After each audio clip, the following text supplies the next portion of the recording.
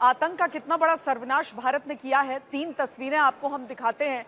जैश ए मोहम्मद, लश्कर तैयबा, हिजबुल मुजाहिदीन, यानी मसूद अजहर, हाफिज सईद और सैयद सलाहुद्दीन। उन आतंकी ठिकानों पर, इन आतंकियों के भारत ने वार किया है जहां अब तक कभी कोई अटैक नहीं हुआ था। यानी संदेश साफ है कि तुम भारत में धर्म पूछकर छिपकर वार करोगे तो भारत खुलकर सीधे घुसकर आतंक को खत्म करेगा। यह खबर भी आज तक नहीं सबसे पहले आपको दी है कि आतंक पर हुए हमले में अब मसूद अजहर को खून के आंसू रोना पड़ा है, कहना पड़ा है कि काश वो भी मर जाता, क्योंकि मसूद अजहर के घर के 10 लोगों की मौत हुई है। ये 3 चेहरे, और ये इस बात को लेकर छुपते रहे हैं जनरल वेस्टन कि इनके जो ठिकाने हैं वो पाकिस्तान में मौजूद थे। आज के बाद पाकिस्तान और पाकिस्तान समर्थित आतंक अलग ही डर से भारत की तरफ दिखेगा।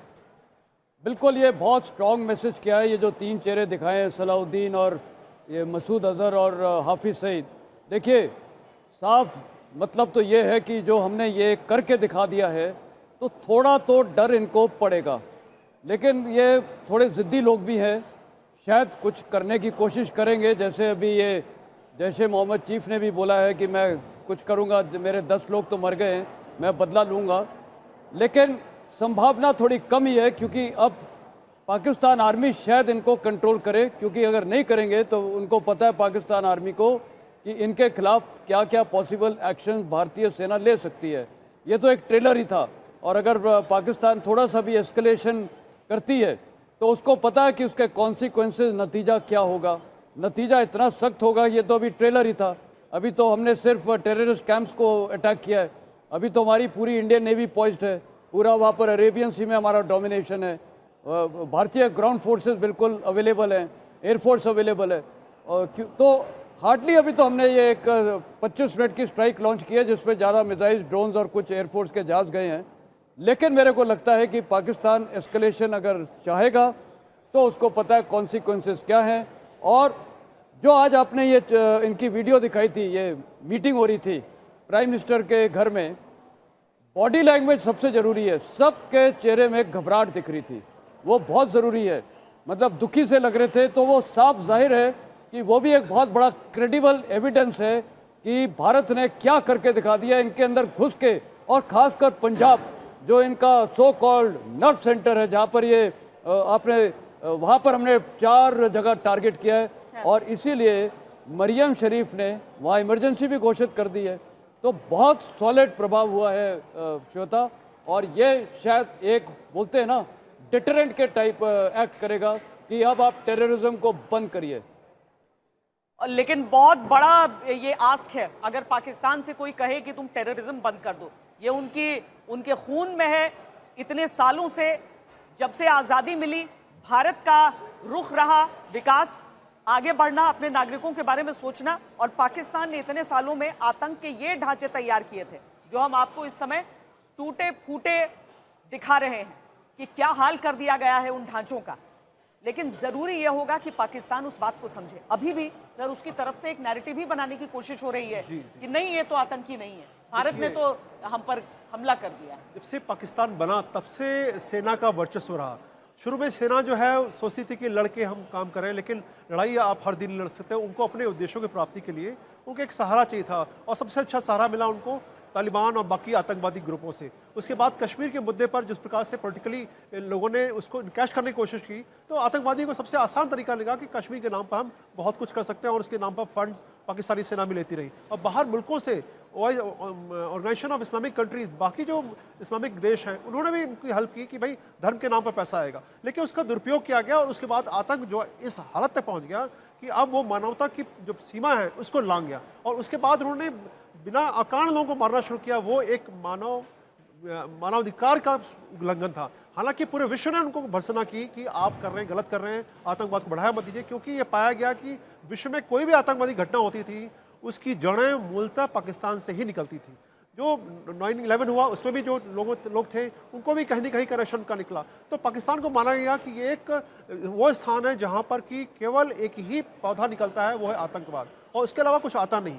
और पाकिस्तानी सेना ने जिस प्रकार से पूरे देश के ऊपर कब्जा किया और अपने हिसाब से देश को चलाने का प्रयास किया, और ये जो प्रॉक्सी वॉर शुरू किया भारत के खिलाफ, वो एक बड़ा दुखदायी रहा है, जिसका कि आज अंजाम को भुगतना पड़ रहा है। क्योंकि हर चीज़ की सीमा होती है। आप जो है धैर्य की सीमाएं लांघ कर जब आप अटैक करते हैं, और पहलगांव का एक जो अटैक था वो एक उसका उदाहरण है कि जो महिलाओं के सामने उनके पतियों को मार दिया गया, उनके परिवार को मार दिया गया, ये बताता है कि वो उनकी बिल्कुल भावना, इंसानियत बिल्कुल नहीं थी। ये एक निम्न स्तर पर जो है वो पहुंच गया उनका आतंकवाद।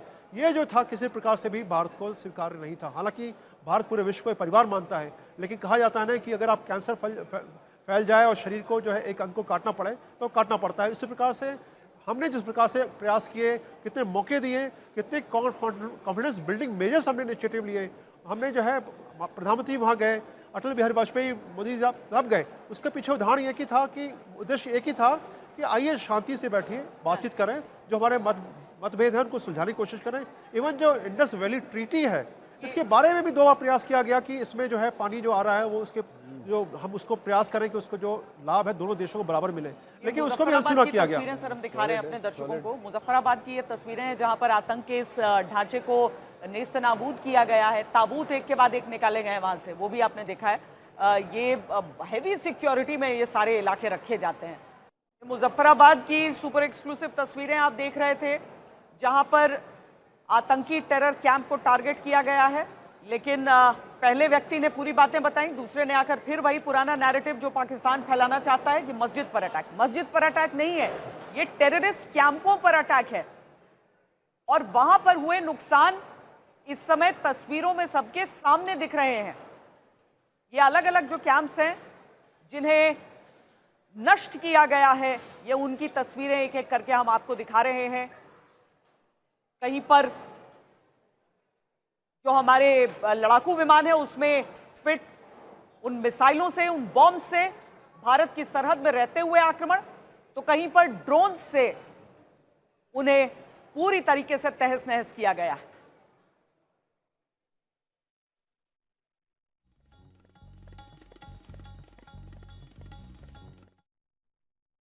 भारत ने आज सिर्फ आतंक के अड्डों को खत्म नहीं किया है, बल्कि उनका सबूत भी दुनिया को दिया है।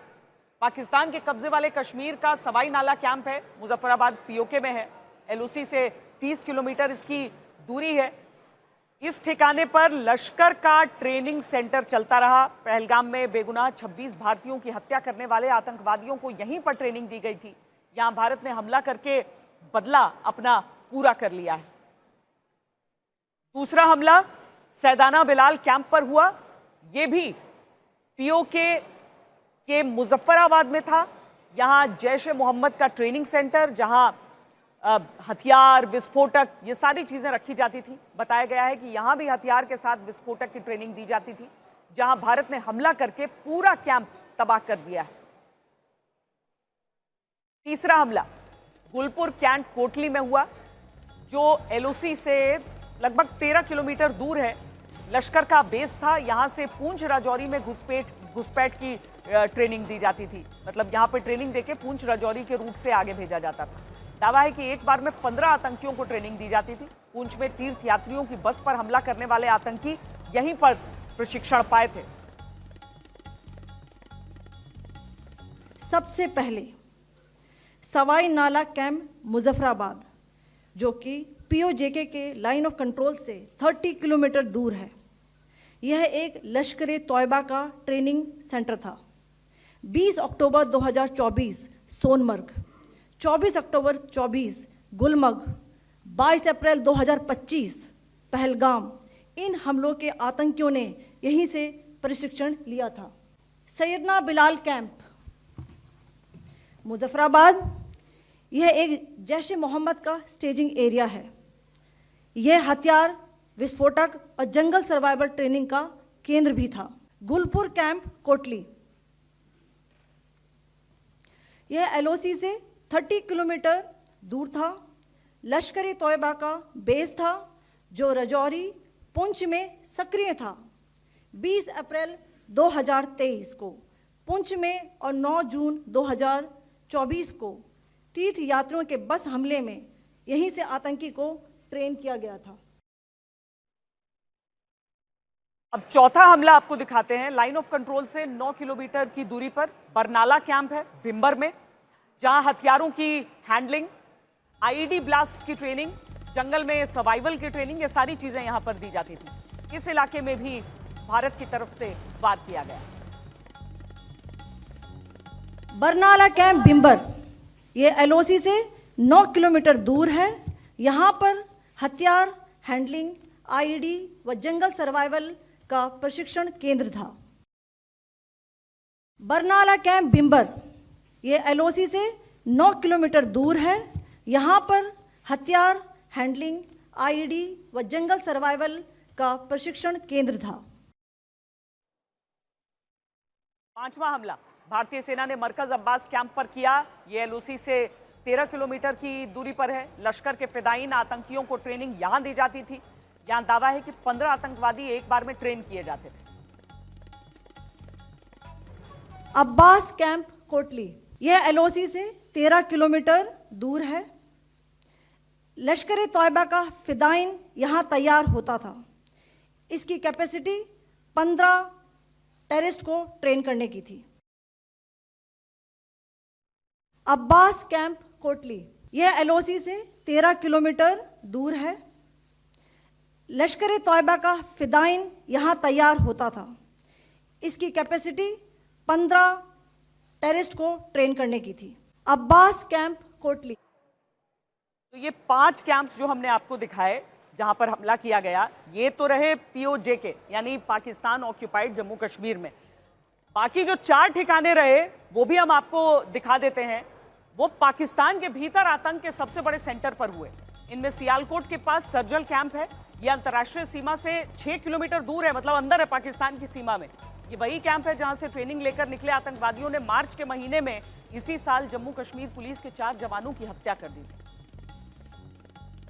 सर्जल कैंप सियालकोट, यह अंतर्राष्ट्रीय सीमा से 6 किलोमीटर की दूरी पर है, सांबा कठुआ के सामने।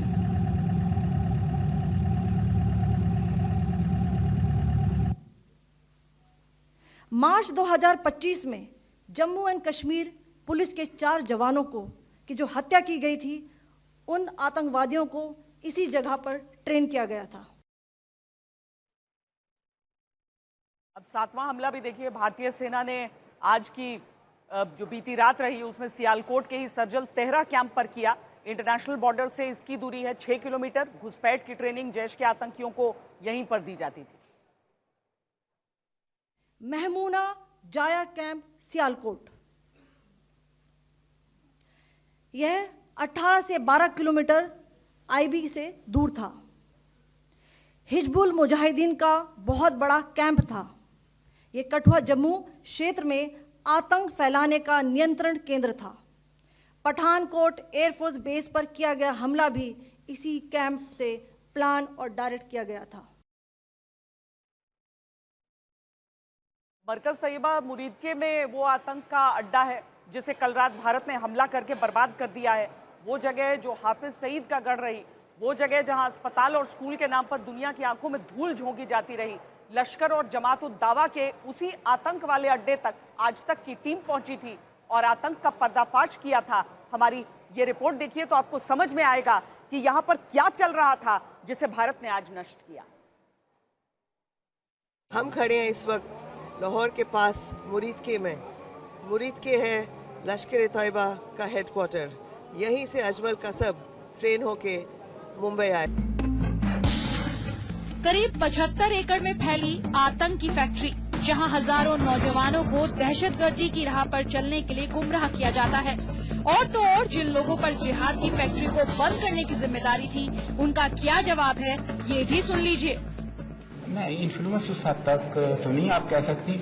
ऑफ कोर्स ये जब जनवरी 2009 में हमने टेक ओवर किया है तो यहाँ पे चलो हजारों नहीं तो सैकड़ों की तादाद में लोग जो है ना वो काम कर रहे थे already. It's not possible for the government with one stroke of pen आप उनको स्लैश ऑफ कर दें, ले ऑफ कर दें और नई रिक्रूटमेंट्स कर दें। सो सिस्टम जो है ना वो कंटिन्यूसली हमने ग्रेजुअली ट्रांजिशन स्टेज में है उसमें। आइए अब आपको सुनाते हैं उस शख्स का बयान जो जमात उद दावा का प्रवक्ता है। बात अब आप किस किस्म की सपोर्ट करते थे उनको? यही जो सपोर्ट होती है, इखलाकी हमायत उनकी कर रहे थे, हम भी अब भी कर रहे हैं। कि अभी हम ये कहते हैं कि भारत को मकबूजा कश्मीर जो है छोड़ना चाहिए, कश्मीरियों से पूछना चाहिए। देखने में ये साधारण सा स्कूल है जहाँ कंप्यूटर क्लास भी है, प्रयोगशाला भी है और ये है एक अस्पताल। लेकिन इस अस्पताल को जरा गौर से देखिए, 60 बेड के इस अस्पताल में कोई मरीज नहीं है और ना ही कोई डॉक्टर नजर आता है। दरअसल ये जमात-उद-दावा को चैरिटेबल संगठन दिखाए जाने वाला वो चेहरा है जिसके पीछे हकीकत छुपाई जाती है। इस पूरे इलाके पर हाफिज सईद की चलती है जो मुंबई हमले का मास्टरमाइंड। सवाल ये है कि क्या पाकिस्तान सरकार इस हकीकत से इनकार कर सकती है? मुरिदके में जमात-उद-दावा का दफ्तर जिस तरह काम कर रहा है, ऐसे लगता है कि पाकिस्तान सरकार ने संयुक्त राष्ट्र के प्रतिबंध के बावजूद जानबूझकर आंखें बंद कर रखी हैं। हरिंदर बावेजा, मुरिदके, आज तक।